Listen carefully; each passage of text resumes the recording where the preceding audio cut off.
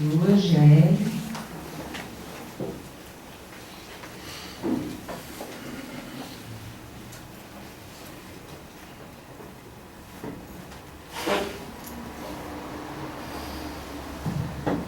Boa noite.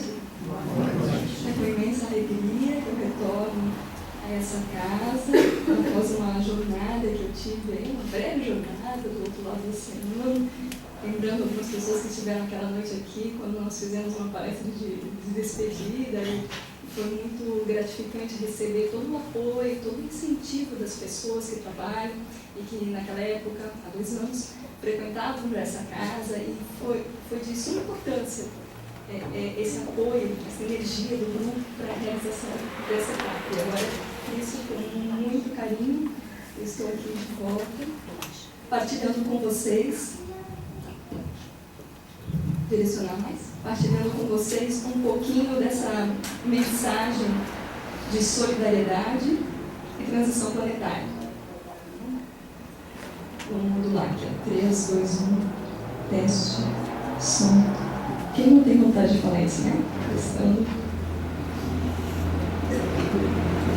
Então, para começar, nós escolhemos palavras de Confúcio. Um sorriso não custa nada e rende muito. Enriquece quem o recebe, sem empobrecer quem o dá. Dura somente um instante, mas seus efeitos perduram para sempre. Ninguém é tão rico que dele não precise, ninguém é tão pobre que não o possa dar a todos. Leva a felicidade a muitos e por toda parte. É símbolo da amizade, da boa vontade. É alento para os desanimados, repouso para os cansados, raio de sol para os tristes, recomeço para os desesperados. Não se compra, não se empresta, nenhuma moeda no mundo pode pagar o seu valor. Não há ninguém que precise tanto de um sorriso como aquele que não sabe mais sorrir. Quando você nasceu, todos sorriam, somente você chorava. Viva de tal maneira que quando você partir deste mundo, em direção às estrelas, todos de saudade chorem. Somente você, de esperança, de alegria, sorria. E é assim, nesse clima de partilha, de sorriso, que nós vamos começar então uma reflexão acerca do que cada um de nós hoje pode oferecer ao outro para contribuir nesse processo planetário que estamos inseridos. Não é novidade para nós outros que a Terra está passando por uma transição e que essa transição não é recente. Essa transição já é descrita, comentada e falada em um dos 5 livros, né, da codificação da doutrina espírita de Allan Kardec, a Gênese, por exemplo. Então vejam que desde aquela época nós estamos sendo alertados, instruídos, avisados sobre esse momento que o planeta passa. Mas ainda há muita confusão, ainda há muita gente com dúvida, ainda há muita gente perturbada, caindo em ondas de até desespero, porque as pessoas se esquecem que toda transformação, ela gera uma bagunça momentânea, mas que depois dessa bagunça, né, dessa reforma, dessa casa que se reforma, há algo bom. É como aquela reforma que a gente resolve fazer na garagem de casa, e quando o vizinho chega, vê um monte de saco de cimento, de areia, tudo jogado, aquela coisa feia e suja. Mas depois que a obra termina, está tudo limpo, novo, tudo reluz. Então a Terra está passando nesse momento, por esse período de transição. Mas o que os nossos mentores espirituais querem partilhar conosco essa noite é de que cada um tem algo a oferecer nesse processo. E esse algo pode ser descrito como uma lei. que é a lei da solidariedade. Mas para chegar a essa questão de lei, de onde vem essa lei, quem de nós nunca se pegou numa noite estrelada, fitando o céu, olhando, procurando uma estrela cadente, tentando identificar as Três Marias, ou o Cruzeiro do Sul, ou então ver que umas têm luminosidade amareladas, outras azuladas, outras esverdeadas, umas estrelas parecem até diamantes. Quem de nós nunca se questionou, olhando o universo, se há uma ordem nisso tudo? Se há um porquê de estarmos aqui nesse planeta, nesse momento, fitando o universo? E se há uma ordem, que ordem é essa? Qual que é o objetivo de estarmos aqui?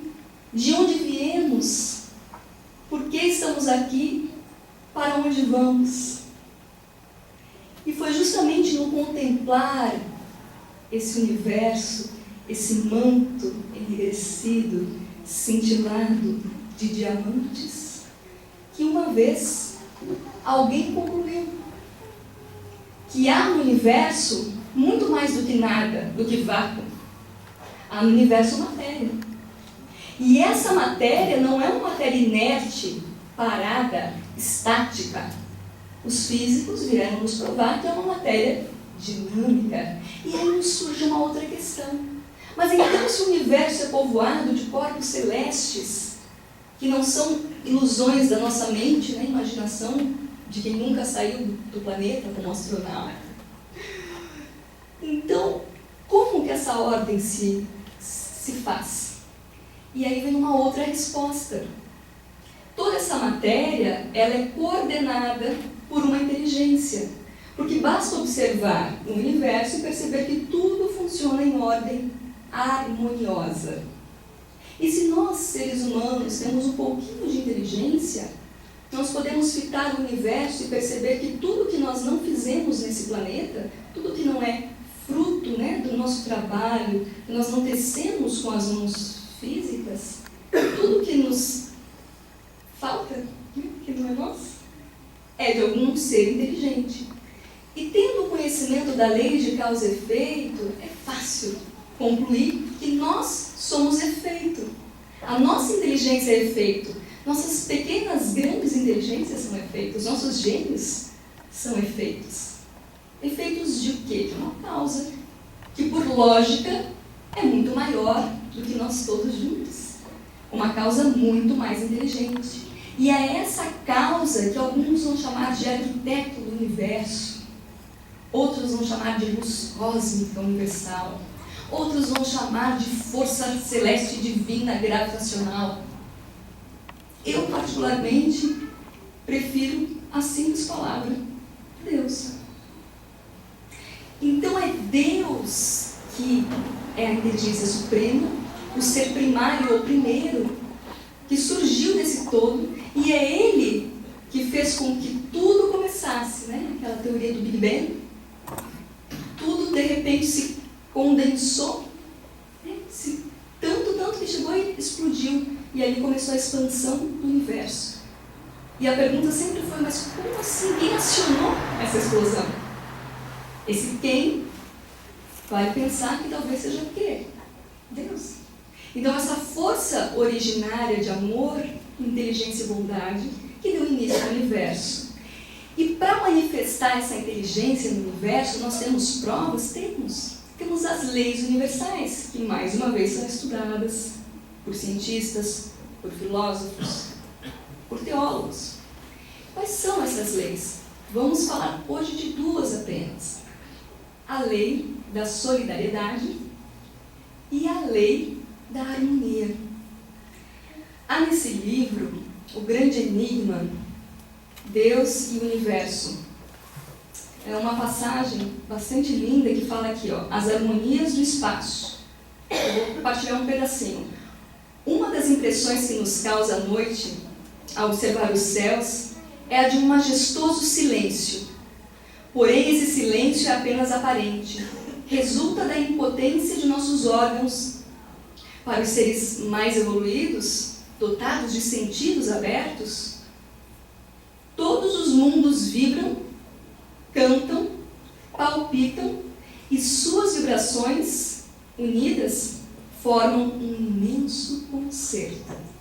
Então imagine que um dia nós, em outras paragens, em outros momentos existenciais, estaremos fitando um universo de música.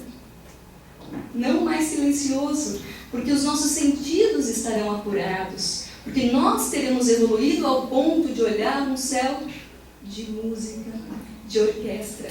E o texto vai além. Ele fala que dentro dessa música, dessa orquestra, principalmente quem estuda música, vai entender há toda uma matemática, né? Da separação das notas e dos pentagramas, e, enfim, das décimas, de tudo que há dentro da música corresponde a esse concerto universal. Então vejam que até dentro da música do universo há uma sublime inteligência musical. E aí é fácil concluir que algumas pessoas vêm com uma capacidade de dormir e sonhar, e acordar e compor em 5 minutos uma bela música. É fácil concluir que algumas pessoas têm essa capacidade de serem intuídas, inspiradas por seres que nos ajudam, nos auxiliam. E o que tem a ver a solidariedade com essa história toda? Bom, falamos que Deus é a inteligência, o Criador, e nos criou. Mas o que faz com que nós todos tenhamos isso aqui, ó, essa união? O que faz com que as pessoas estejam interagindo de acordo com essa lei de solidariedade? É o fato de todos nós sermos irmãos, porque somos todos filhos de um mesmo Pai.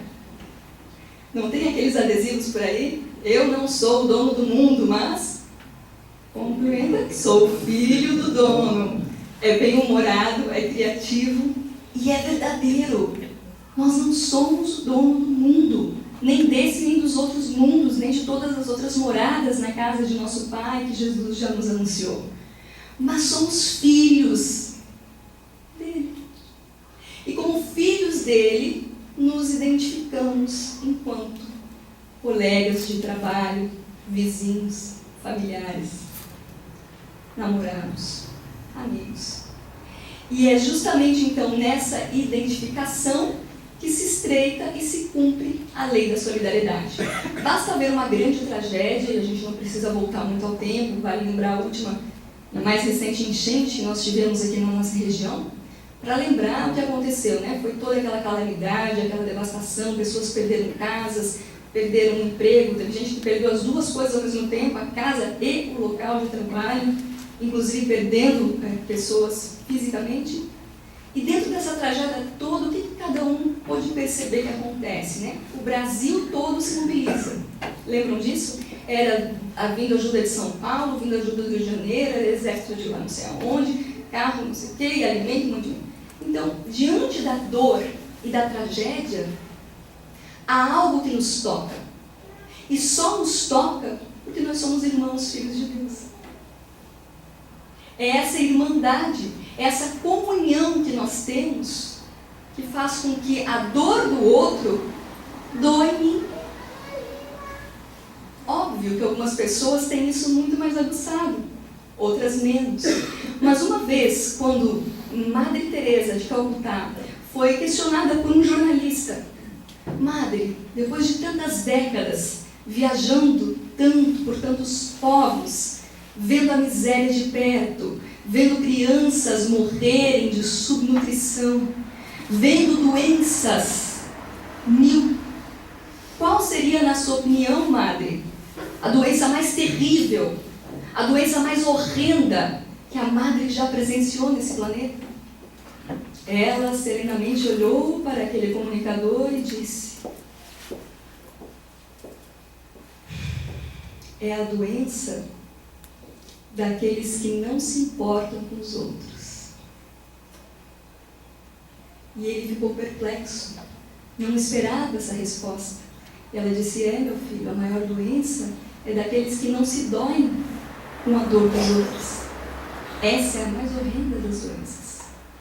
Então, quantas vezes nós, caminhando por esse planeta em fase de transição, nos pegamos tão preocupados, tão absortos unidos em nossos dilemas existenciais, nos problemas que nos surgem, ora, de ordem financeira, de ordem afetiva, de relacionamento, que nos esquecemos que a dor dos outros nem sempre sai nos jornais. A dor do teu vizinho provavelmente não vai sair nos jornais. A dor da tua esposa, a dor do teu filho, a dor do teu pai, a dor da tua mãe. Você está lá presenciando isso. Mais ninguém. Então, nessa caminhada toda, lembrar dessa solidariedade é uma forma de nos abastecer de entusiasmo e energia. Porque imagina, se nós seres que estamos aqui no estado evolutivo ainda pequeno, né? Estamos engatinhando nessa questão da senda evolutiva, já nos doemos muito quando alguém sofre, e o sofrimento dos outros nos fere, a gente quer ajudar de algum jeito, se não material, mas um abraço, um sorriso, mobilizando a comunidade, convidando alguém que possa ajudar. Pensem que acima de nós há os nossos guias espirituais, que alguns chamam de anjo da guarda, né?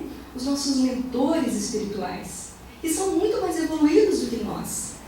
Então, se a nossa dor diante da dor do outro já é grande, imagina a dor deles diante da nossa dor. Se nós nos inquietamos tanto para ajudar o outro diante de uma gravidade como uma enchente, um tsunami, um terremoto, imagine quantos milhares de espíritos luminosos estão aí se inquietando nesse momento para nos socorrer. Eles estão aí, coçando as mãozinhas de luz, esperando o momento de nos abraçar. E o que faz com que esse momento talvez não aconteça agora? A nossa própria inquietação, o nosso estado mental, a nossa perturbação, porque nós somos o que pensamos.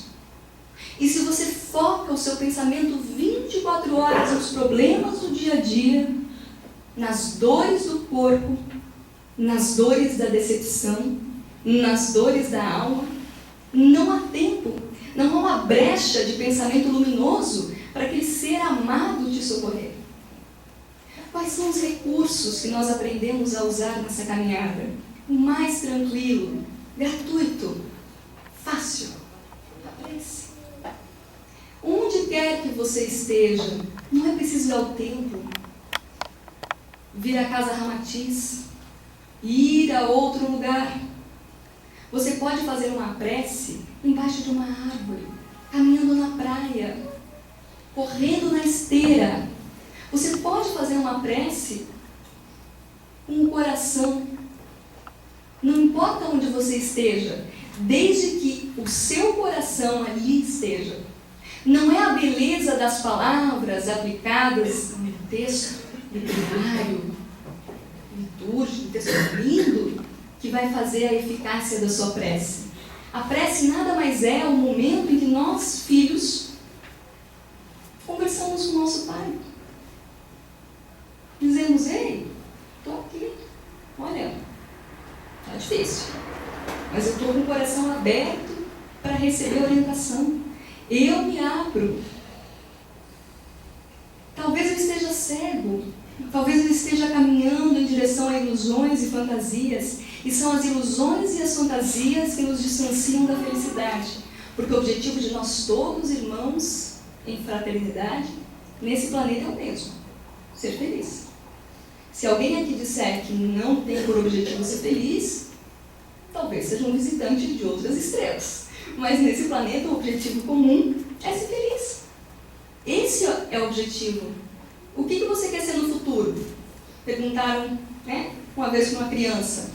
E daí ela disse: eu quero ser médica. A outra falou: eu quero ser bombeiro, eu quero ser professor, eu quero ser pedreiro, eu quero ser pescador. E uma criança disse assim: eu quero ser feliz. E a resposta não estava errada. A resposta estava totalmente correta. O que nós todos devemos querer após a vida adulta é ser feliz.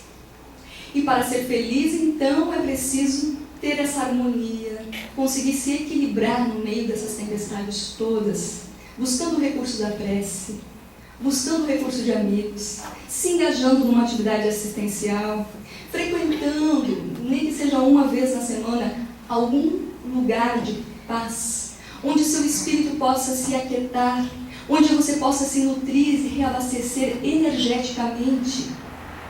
Porque quem se afasta de tudo isso, muito provavelmente, entra nas ondas do desequilíbrio. Porque nesse momento, voltamos a lembrar, o planeta está passando por uma série de ajustes que começam lá na parte geológica e que vão se intensificar sim, conforme o calendário Maia já fala, conforme Nostradamus já falava, conforme a Gênese do Allan Kardec falava, tudo isso vai se intensificar sim, mas não vai ser o fim do planeta. Nós não vamos todos morrer numa explosão cósmica. Isso não vai acontecer. Esse desencarne total coletivo que alguns pensam, o planeta vai explodir, vamos todos virar poeira cósmica juntos, iluminados, né? Sem planeta. Não, isso não vai acontecer. Mas essas mudanças já estão acontecendo. Basta, vai lá, quem gosta de internet, né? Começa a checar. Mas lá em 2000, não sei muito longe, 2000. Dá uma verificada quantos tsunamis tiveram em 2000, terremoto, vai lá. 2001, dá uma olhada, faz uma pesquisa e vejam como essas catástrofes coletivas elas se intensificaram nos últimos tempos. A frequência dela é maior e a intensidade delas é maior.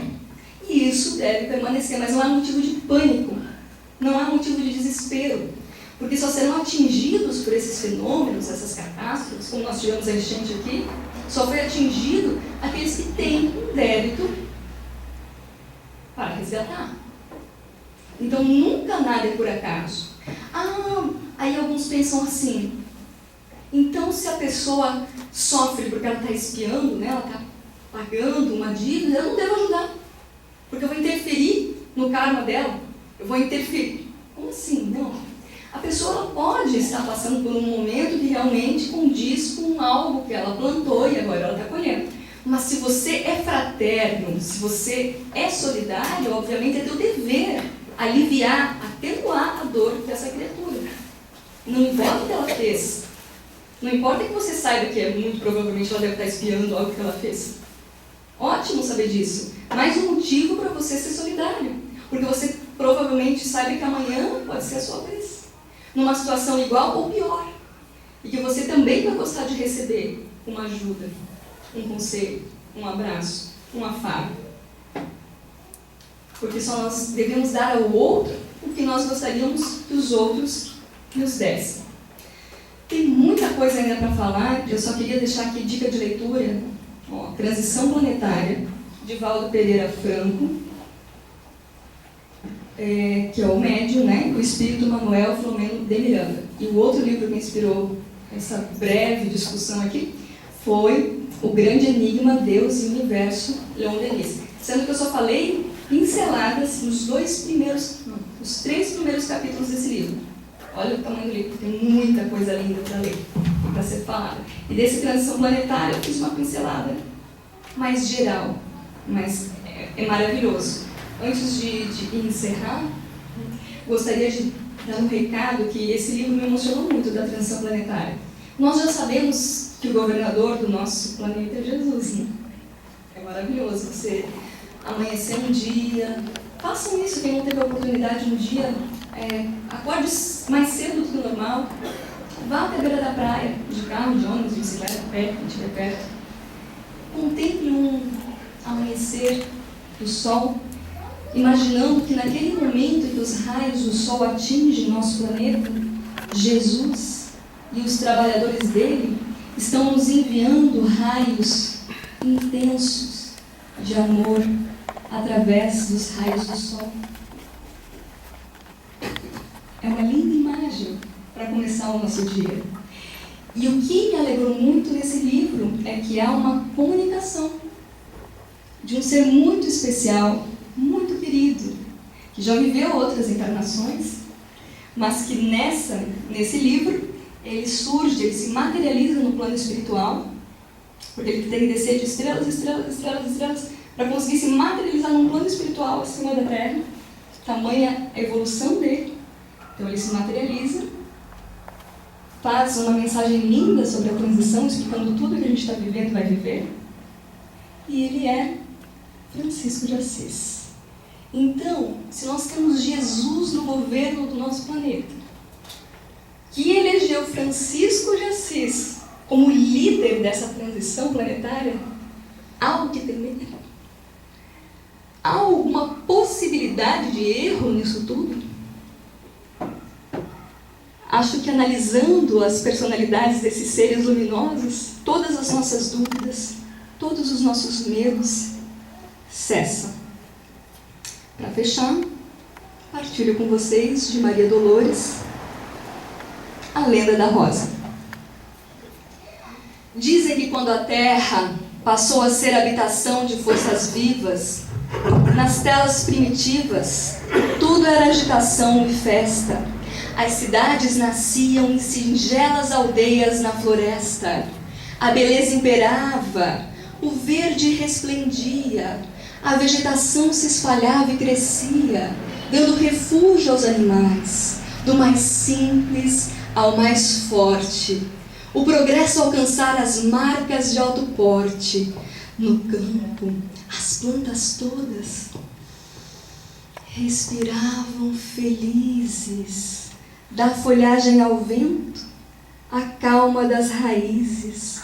Era um mundo de esplendores, adornado de flores, com uma estranha exceção. Tão somente o espinheiro era triste, sozinho, uma espécie de monstro no caminho, de que ninguém se aproximava, todo feito em pontas agressivas, recordando punhais de traiçoeiros corte, que anunciavam dor e feridas de morte. De tanto padecer tristeza, desespero, abandono, solidão. Um dia, o espinheiral fitou o céu azul imenso e disse em oração: Senhor, que fiz de mal para merecer ser espancado, esquecido? Horas, todos por aí, evitam-me, como se eu não devesse haver nascido. Terei culpa, Pai, das garras que tu me destes? Horas, acendes astros mil para a noite celeste, vestes a madrugada em mantilhas vermelhas, dás lã às ovelhas e inteligência aos cães, cântico às aves, estendeste no chão a bondade e beleza das fontes que deslizam suaves. Não me abandone, ó Pai, a pedra do caminho. Se posso, não quero oferecer apenas dor, tristeza, espinho. Quero ser ternura, harmonia, quero ser beleza, para falar todos os dias, através das leis da natureza.